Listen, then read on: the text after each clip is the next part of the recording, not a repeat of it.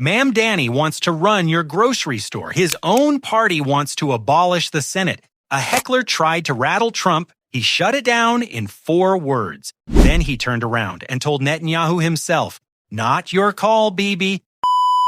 New York's mayor just laid out exactly how his city-run grocery stores are supposed to work.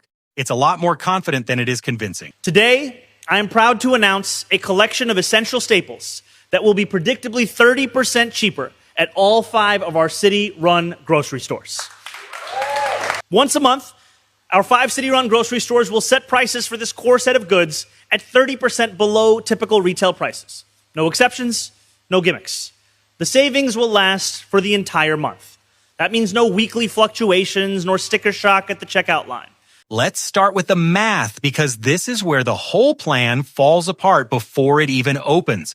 Grocery stores already run on razor-thin margins, somewhere around 3% industry-wide. He's promising a permanent 30% discount. That's not a rounding error, that's a 10 times gap between what the industry actually makes and what he's claiming he'll save people. And the only way to close that gap is with your tax dollars, not some magic efficiency trick from removing the profit motive. And we already know what that costs because the city told us $70 million for 5 stores, $30 million of that for just the first one alone, in a city already carrying a $5.4 billion deficit.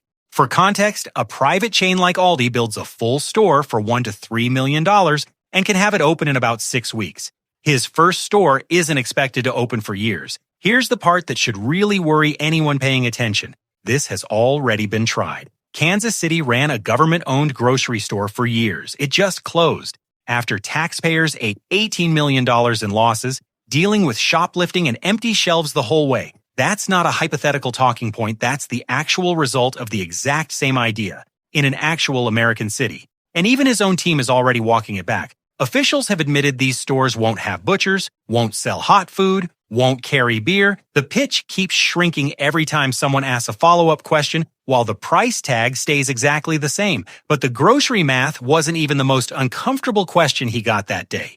A reporter asked him directly, thousands of 9/11 families don't want him at the memorial. His answer sounds like it was written before the question was even asked. People who are survivors of 9/11 are calling on you not to go to 9/11 memorial services. I wonder how you feel about the fact that they're trying to keep you away. I will proudly honor the families, the survivors, the first responders forever impacted by that horrific terror attack by standing alongside them at this year's 9/11 commemoration, reaffirming that we will never forget the solemn day felt by all of us who call this city home, and frankly, by all of us who call this country home. Listen to that answer again. It's smooth, it's polished, and it does not actually address a single thing the families raised. And what they raised is specific. This isn't a vague online outrage situation. A petition organized by a man whose wife was killed in the attacks had passed 14,000 signatures by the time this clip was filmed, including more than 300 verified relatives of 9/11 victims. Their objection isn't that he's attending a public event, it's that he's repeatedly declined to clearly condemn a phrase widely used by supporters of political violence against Israel, one a lot of people, including 9/11 survivors themselves, read as normalizing the exact kind of violence they lost family members to. The families also point to specific associations, not vague vibes. His ties to a commentator who said publicly that America deserved the September 11th attacks, and his appointment of a chief counsel who previously represented a man convicted in an al-Qaeda tanker bombing plot.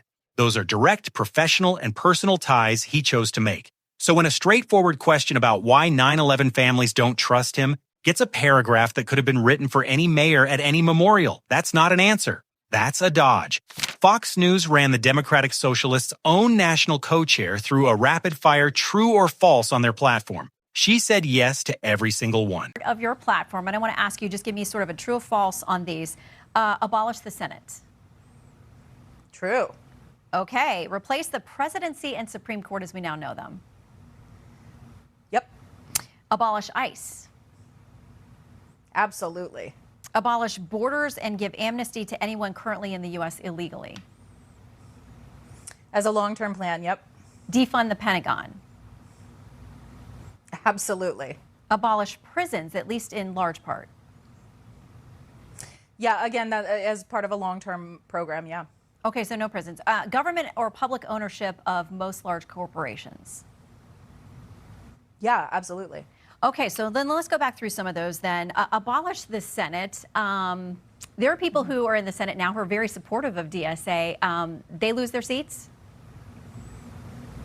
Well, the Senate is an anachronistic institution. Nothing in that clip is a gotcha, and that's what makes it so damaging. The host just read the DSA's own published platform back to their own national co-chair, one line at a time, and she confirmed every single one without hesitation. Abolish the Senate. Replace the presidency and Supreme Court as we now know them. Abolish ICE. Eliminate borders and grant amnesty. Defund the Pentagon. Phase out prisons. Public ownership of most large corporations. That's the actual official written platform of an organization that just knocked out sitting Democratic incumbents in primaries this summer. And here's why this matters beyond one interview. The mayor from our first two clips is a DSA member. So is Alexandria Ocasio-Cortez. So is Rashida Tlaib, who the DSA proudly endorsed for re-election just last week. This isn't a fringe group yelling from the sidelines. These are people actually winning elections and running major American cities, while their own national leadership goes on television and confirms on the record that the long-term goal is dismantling the Senate, the presidency, and the Supreme Court. Even other Democrats are noticing. Senator John Fetterman publicly called out his own party for not distancing themselves from the DSA. When pushed on whether rapists and murderers should still be locked up under a prison abolition platform, Romer couldn't give a straight yes. She pivoted to talking about poverty-driven crime instead. That's the actual answer on camera to a straightforward question about whether violent criminals belong in prison. While all of this was happening, Trump was getting heckled at a factory in Michigan and he didn't even blink. And companies were coming in and just robbing us blind, and it was causing tremendous problems for your jobs. But now all of that is changing because I placed historic tariffs on foreign producers and manufacturers, including a 25% tariff on foreign automobiles, something that no other president had the courage to ever do.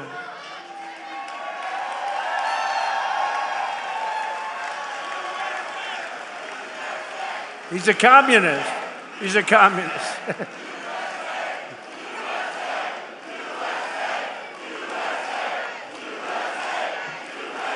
Thank you. He's a communist. We're running against communists. Now, this is great. What's going on? But we're going to win very big. No, I didn't even hear the guy. I think, I don't know. Watch what actually happens here. The guy's screaming that Trump is protecting a pedophile, clearly trying to bait him into a defensive back-and-forth moment about the Epstein files. Trump doesn't take the bait for a second. He just points at the guy and calls him a communist instead, doesn't engage with the actual accusation at all, doesn't get flustered, doesn't lose his place in the speech, and the crowd loved it. They didn't need him to litigate the heckler's specific claim. They just needed him to not look rattled, and he didn't. Security walked the guy out. The room broke into chants of USA, and Trump picked right back up talking about how General Motors just had its best year ever because of his tariffs. That's the actual skill on display here, and it's a big part of why his rallies almost never get derailed the way other politicians' events do. He's not winning the argument the heckler wanted to have, he's refusing to have it at all and letting the crowd's energy do the work instead. And that same day, on Air Force One, he pulled the exact same move on a much bigger name. A reporter asked Trump about Netanyahu publicly opposing his plan to sell F-35s to Turkey.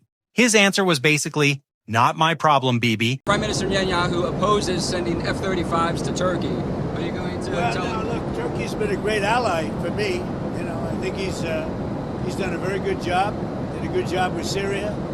He's a friend of mine, and nobody tells me what we should be selling and not. Turkey has been a tremendous ally for me. It was up to Turkey. Turkey's not a big fan of Israel. You know that, right? And not a big fan of Bibi. But they've been great for me. Turkey has been great. Very powerful country, by the way. Tremendous military. Very big military, very powerful military. Has a lot of great equipment. The reporter was asking Trump to respond to Netanyahu, who'd gone on Fox News and publicly cautioned against selling F-35s to Turkey.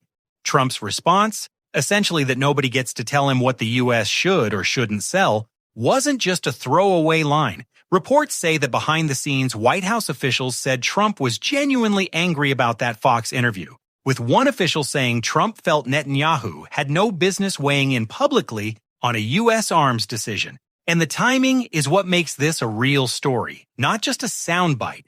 This happened one day before Netanyahu was scheduled to sit down with Trump at the White House. So Trump went out of his way to publicly slap down his own closest Middle East ally's objection on the record the day before that ally walked into the Oval Office. That's not an accident. That's Trump setting the terms of the meeting before it even started.